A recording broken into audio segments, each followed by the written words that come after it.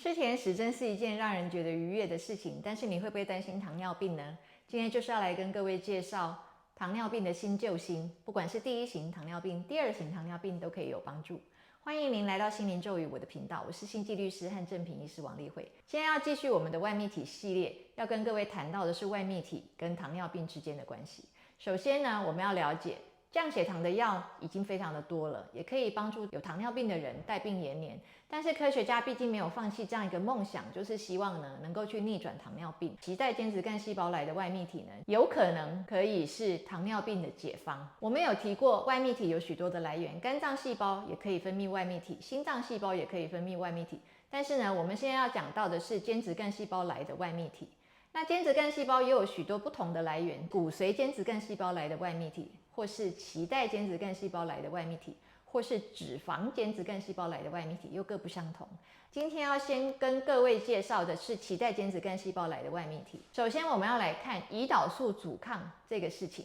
因为呢还没有糖尿病之前，它的前兆其实是胰岛素阻抗，所以如果我们可以在胰岛素阻抗这个阶段就先去做一个逆转，那么我们就不会进到糖尿病的阶段了嘛。那胰岛素阻抗是史丹佛大学一个教授他所发现的，简单的把它理解就是说呢，它是营养过剩之后造成的发炎状况。什么叫营养过剩啊？就是你高血油、你高血糖，这些都是你的营养过剩。那为什么营养过剩会造成一个发炎状况呢？因为我们每一个细胞里面都有小小的发电厂，它叫做粒线体。那这个粒线体呢，在高血糖、高血油的情况之下，它会产生过多的氧化压力，还有自由基。你就想象呢，这个发电厂发电发的不好，结果呢，发电的同时呢，发了许多的氧化压力以及自由基，就好像是增加了很多的碳排放一样，对身体来讲是毒素。那这个毒素太多的时候，就会造成细胞的表面本来就是有一些通道，叫做胰岛素接受器。那结果呢，因为这个细胞毒素太多，它发炎，所以呢，胰岛素的通道就不通了。就好像呢，本来这个门是要打开，让胰岛素把血糖带进来细胞里面，现在门不通了，关起来，胰岛素跟血糖都被拒绝了，所以就留在血液里面。那你的糖分升高在血液里面，就叫做高血糖嘛，这个就叫做胰岛素阻抗。那我们看到这个2021年的这一篇研究呢，它就是专门研究脐带间质干细胞来的外泌体，去看它能不能够帮助胰岛素阻抗改善。那这里总共有4个情况，分别呢是对照组，右上角这个是高血糖的状态，然后呢左下角这个是身体发炎的状态，右下角这个是既高血糖又发炎的状态。那同样的呢，它都先用胰岛素去刺激，然后去观察。如果呢它被阻止，没有办法摄取到细胞里面，就是胰岛素阻抗；如果它可以被摄取到细胞里面，摄取量越多，就是胰岛素的敏感性越好。那我们可以看呢，在胰岛素先刺激的情况之下呢，加入了外泌体的刺激，在这4种不同情形之下，有打星号的这个部分就是呢，外泌体加了之后，血糖的摄取量变多了，也就是呢，外泌体帮助了胰岛素，让胰岛素的功能变好了，胰岛素呢不会被拒绝在门外。特别是在这个又发炎又高血糖的右下角这个图呢，我们可以看到脐带间质干细胞的外泌体呢，帮助血糖的摄取量增加很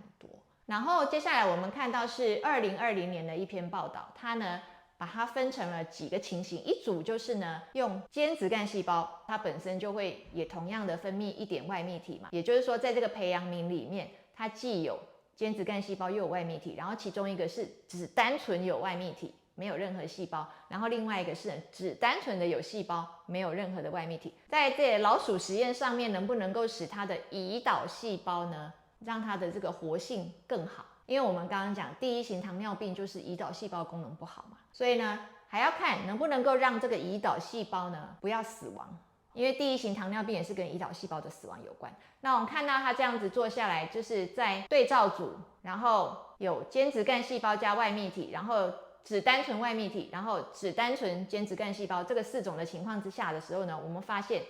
间质干细胞加外泌体跟单纯外泌体这2个几乎是一模一样的效果。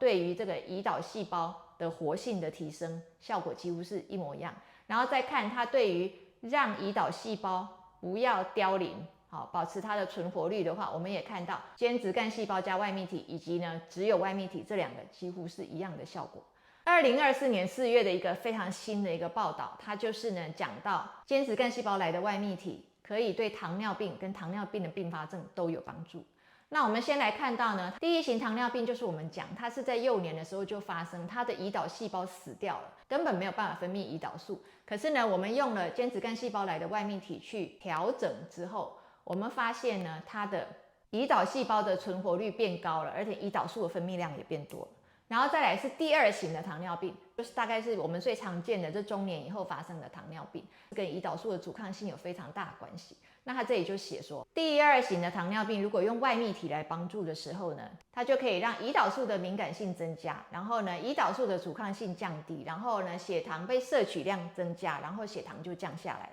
这是对于第二型糖尿病的好处。那我们再看到它对于并发症的好处。对于哪一些糖尿病的并发症有帮助？几乎是所有的都有帮助。首先呢，第一个我们看到的是呢，对于糖尿病肾病变的帮助，然后呢，对于糖尿病心肌病变的帮助，然后对于骨质疏松的帮助，然后对于糖尿病眼睛病变的帮助，对于糖尿病神经病变的帮助，然后呢，还有呢，对于血管硬化的帮助，还有对于腺体萎缩的帮助，它对于这些并发症几乎都有帮助。我们先看一下它对于糖尿病肾病变的帮助是什么样的情形。主要就是呢，它会改善这个肾脏细胞的这个存活率，然后改善这个肾脏里面肾丝球这些小血管啊，它的内皮细胞的功能。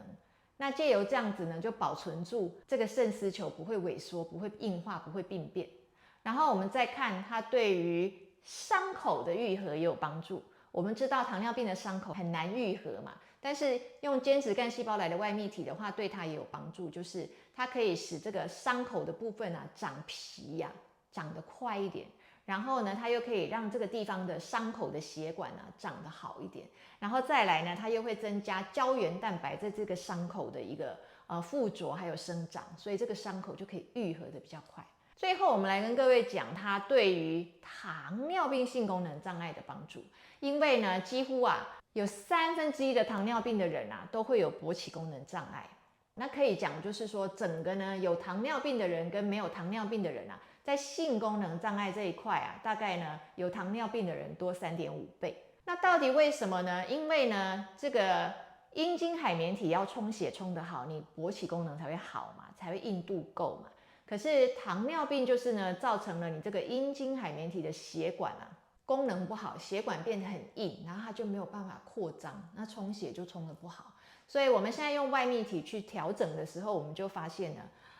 这个血管的 Q 度变得比较好，所以呢，可以让血液啊进去比较多，它就是这个血管可以打得比较开，它就进去比较多，然后它又保存住了这个阴茎海绵体的血管平滑肌的功能哦，让他们不至于那么容易死亡。因为你想想看，你这个血液里面的糖分很高，那你这些血管是不是都一直接触到这些高糖分，好像你全身都泡在糖水里面一样？所以呢，这些细胞就比较容易死亡。那现在经由外泌体的治疗之后，就发现这样的情况也改善了，所以勃起硬度也就改善了。那基于我们这样子统整下来，就是说呢，外泌体现在是被认为啊，比间质干细胞还要再更好用一点哦。那刚开始的时候，台湾的卫福部是说呢，用自体的间质干细胞，你可以去用脂肪拿出间质干细胞来用。但是后来我们发现啊，自体的干细胞啊，可能如果你本身就是高血糖的话呢，它就连干细胞也是泡在你的糖水里面，所以这些间质干细胞的功能潜力都不好。所以呢，我们现在开始就不要用自己的了，我们希望是去用别人的。然后用别人的间质干细胞安全吗？目前为止是上称安全哦，因为它其实不太会排斥。可是呢，别人身上来的间质干细胞分泌出来的外泌体啊，比别人身上来的间质干细胞更安全，因为呢，它更不会排斥，然后呢，它保存更方便，然后呢，它也没有那么多的复制繁殖的那些功能，所以它也没有滞留性哦，不会因为你太强的潜力，然后长出一颗瘤出来。我们可以认为就是说呢，现在间质干细胞来的外泌体啊，几乎就是等价的价值跟间质干细胞一样哦，但是又比较便宜，所以这个是一个非常值得科学家去努力的一个方向。